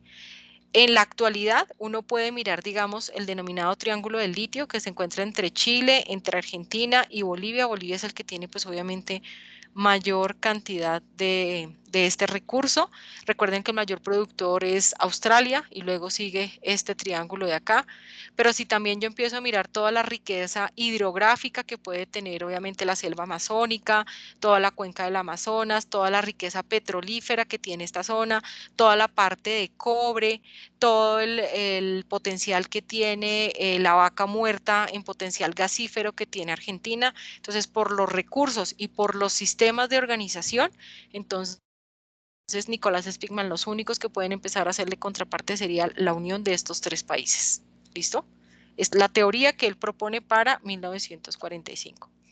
Otra subdivisión que hace Nicolás Spigman, él dice, mire, hay otro espacio dentro de América que lo podemos llamar América Latina Mediterránea. ¿Quiénes conformarían América Latina Mediterránea? Estaría México, Belice, Guatemala, Honduras, El Salvador, Nicaragua, Costa Rica, estaría Panamá, estarían Antillas Mayores, Antillas Menores, e incluye a Colombia y a Venezuela. Entonces él dice, estos países tienen acceso fácilmente hacia los dos océanos, Océano Pacífico y Océano Atlántico. Pero además de tener acceso hacia el Océano Pacífico y hacia el Océano Atlántico, también lo que se observa es que la mayoría de estos estados van a basar su economía en procesos turísticos. Pero además de eso, las condiciones climáticas son muy similares a las que él encuentra dentro del denominado Mediterráneo, razón por la cual entonces él denomina que todo este espacio es conocido como América Latina Mediterránea. Y entonces dice, mire, quedaron unos países que no están incluidos dentro de las categorías anteriores. ¿Cuáles serían? Ecuador, Perú, Bolivia, Uruguay, Paraguay, estaría Guyana, Guyana Francesa y Surinam.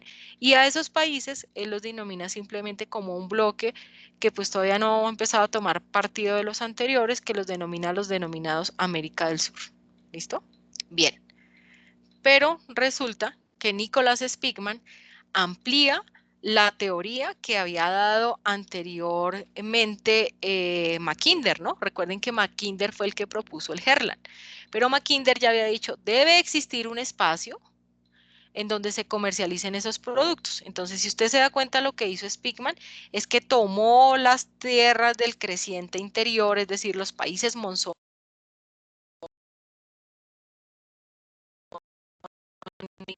y dijo, mire, este espacio donde se va a comercializar esos productos, inicialmente ellos pensaban solamente en petróleo y en gas, nunca pensaron en, obviamente, el manejo del recurso agua. Entonces, ese espacio se va a conocer como Rimland. Y el Rimland también tiene otra serie de sinónimos. ¿Qué sinónimos? Borde de tierras, anillo de tierras, borde de las cuencas. Y usted va a encontrar que obviamente ese espacio va desde la costa terrestre europea, cruza obviamente por el Medio Oriente, tiene la denominada media luna asiática, ¿cierto? Y que en esa zona es donde se puede llevar a cabo los procesos de comercialización de esos recursos, y establece el mismo Nicholas Spigman que esos procesos de comercialización pues obviamente se hace a través del manejo de el desarrollo de las vías de comunicación de los puertos prioritariamente. Entonces voy a regresarme acá y vuelvo a hacer aquí una pregunta. Si ya habían determinado ustedes que hay dos Herland, ¿cierto?, que obviamente es la consolidación de estos tres países, Colombia, Venezuela y Brasil, y por acá Estados Unidos y Canadá. Entonces, si de pronto ustedes tuvieran que mirar el Herland, pues tendrían que mirar las zonas aledañas a esos espacios. Y además de eso, si tuvieran que mirar, obviamente, el Rimland, entonces tendrían que mirar los puertos a través de los cuales empiezan a comercializar esos recursos que son importantes desde el punto de vista de la era de la industrialización. Bien. Viene otro autor, que es James Frey-Greve. Entonces, ¿qué propone el señor James Frey-Greve? James Frey-Greve es el autor de las denominadas zonas de presión, o también conocidas como las Cruzón. ¿Listo? ¿Qué hace referencia a Frey-Greve? Quiero que lo miremos aquí mejor en el mapa.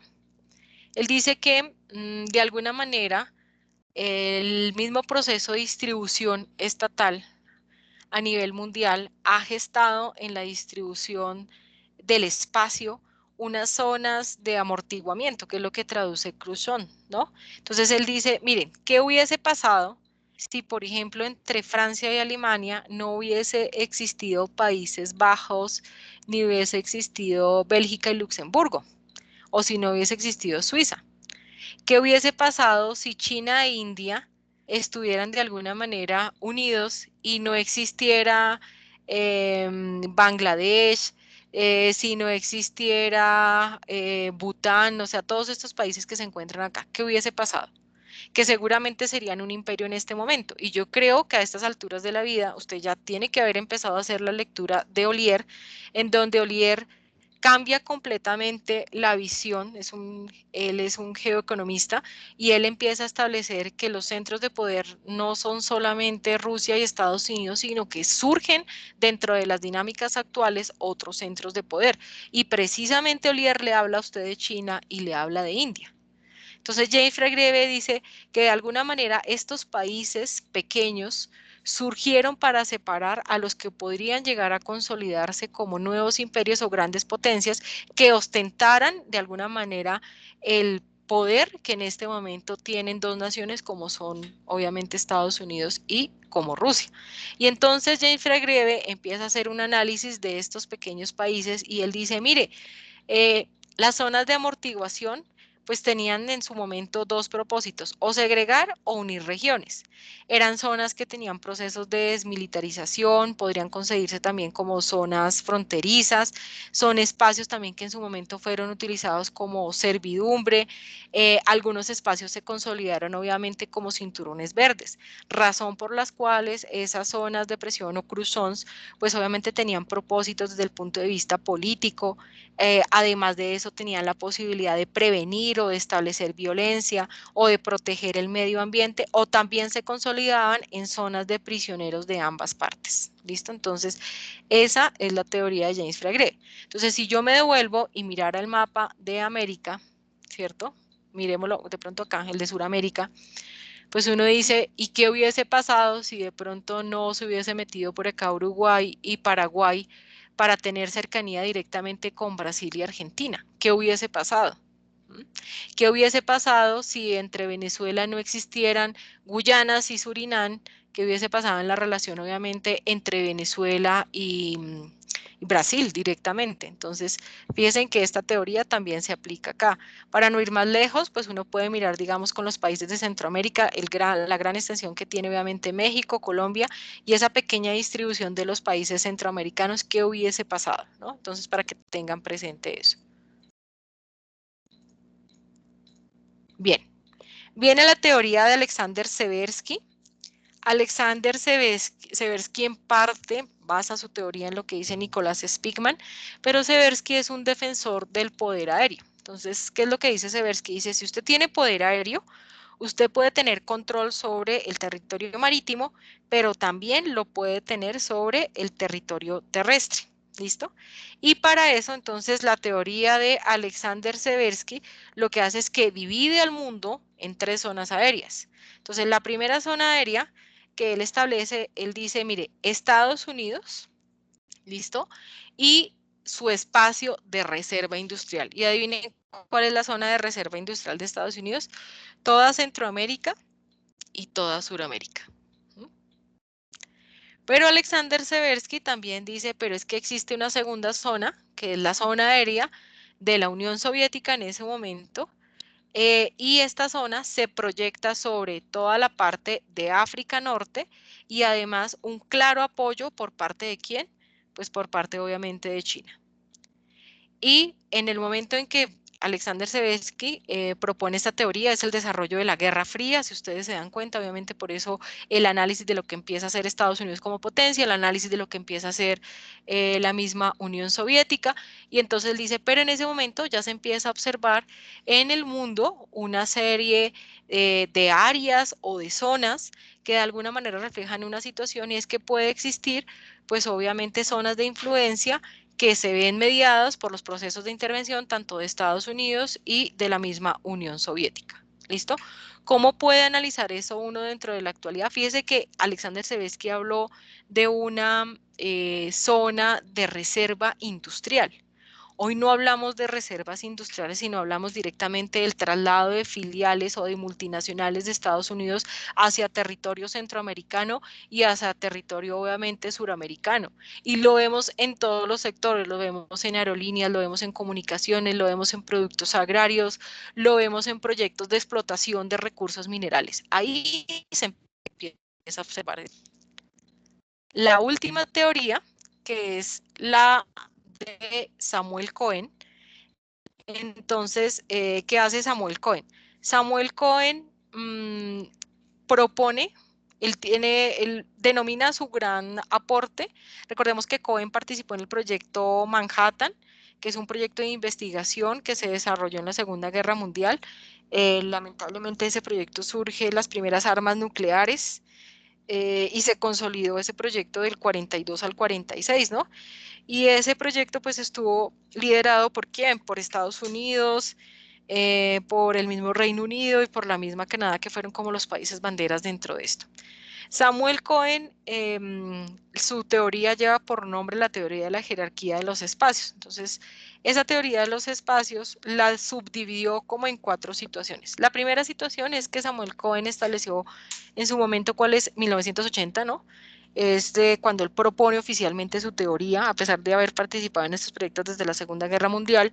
Él propone una teoría en donde se manejan las rutas comerciales y marítimas usadas con mayor frecuencia dentro de la navegación, donde él descubre que pues obviamente los océanos que más se manejan en ese momento es obviamente el Atlántico, el Índico, el Mar Mediterráneo. El Pacífico hasta ahora empieza a ser explorado, pero él dice que pues obviamente tiene un gran ejercicio obviamente por implementarse dentro de este espacio.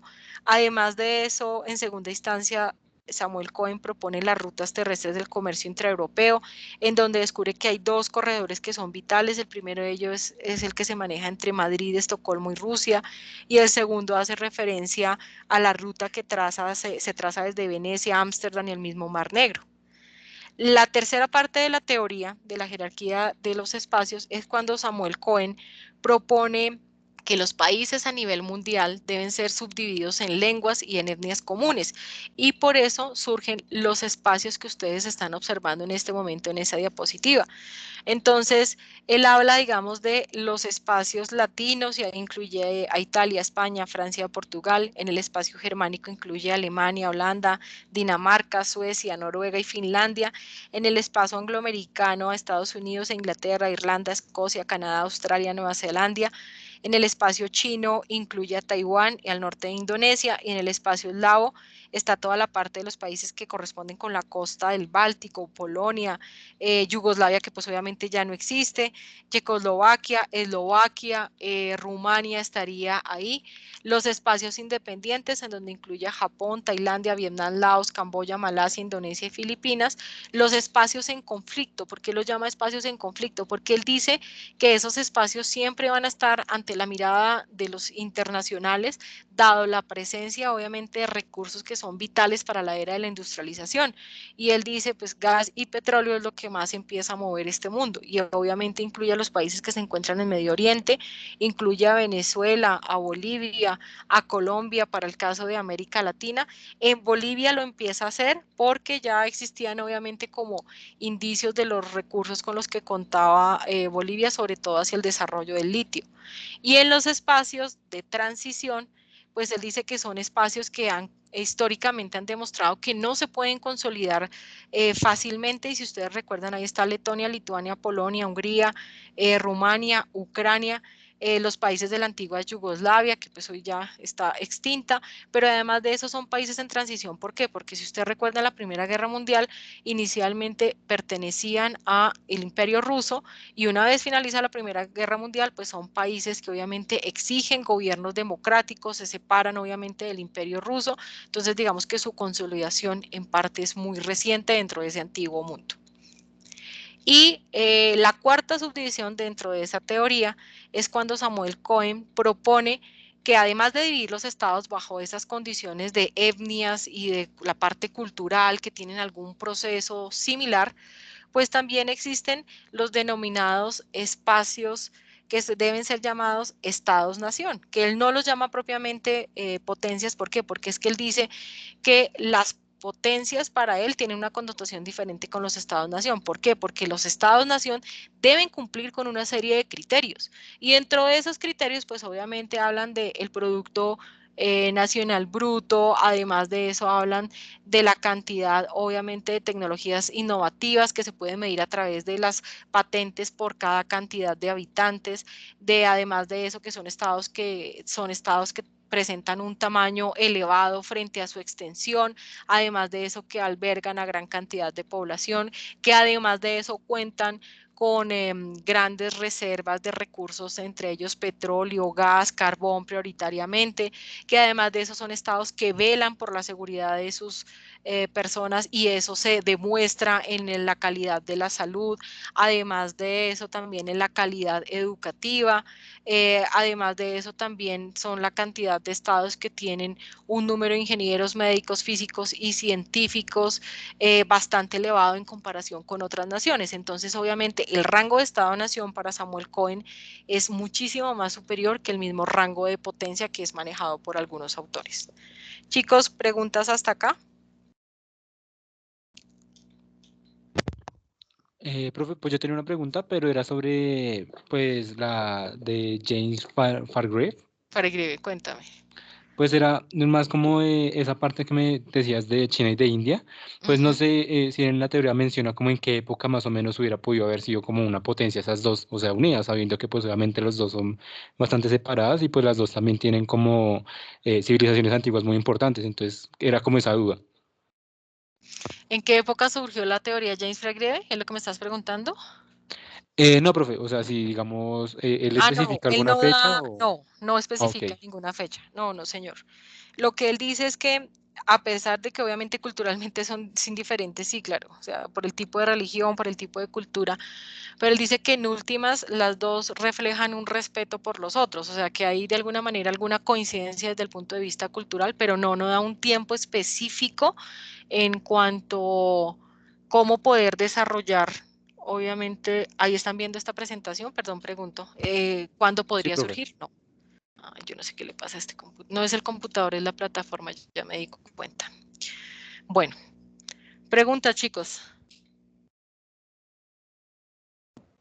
Bueno, les anuncio de una vez para que después no tengamos problema. El día martes 17, la profesora acaba de explicar el tema y hay un taller. Usted, si quiere, puede mirar como en qué consiste el taller. Entonces, yo acabo de explicar el tema y ustedes desarrollan el taller dentro de la clase. Ahí miramos si lo envían el mismo día o si lo presentan para el siguiente jueves, no hay ningún afán. ¿El taller en qué consiste? No he otorgado temas todavía, hace día lo haré porque todavía me faltan las teorías más recientes por explicarlas. Entonces, el taller consiste en una representación cartográfica y en la explicación de esa representación cartográfica.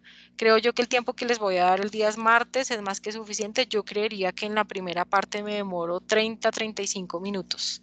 Y el resto del tiempo, pues yo los estoy acompañando. ¿Listo? Si hay dudas, entonces para que por favor de una vez pregunten. No les va a quedar tarea para este fin de semana. No sé si tienen alguna duda, comentario o demás. Ah, bueno, yo llamé lista, Solange no está, Jason tampoco está, entonces para que por favor les comuniquen y Melissa se salió antes de tiempo y no sé por qué. Entonces para que por favor tengan presente eso, ya había llamado lista. Les pido el favor de entrar a clase puntual, yo les regalo a ustedes 15 minutos. Pienso que es tiempo suficiente, sé que algunos están en clase 7 de la mañana, yo también tengo clase en otro lado.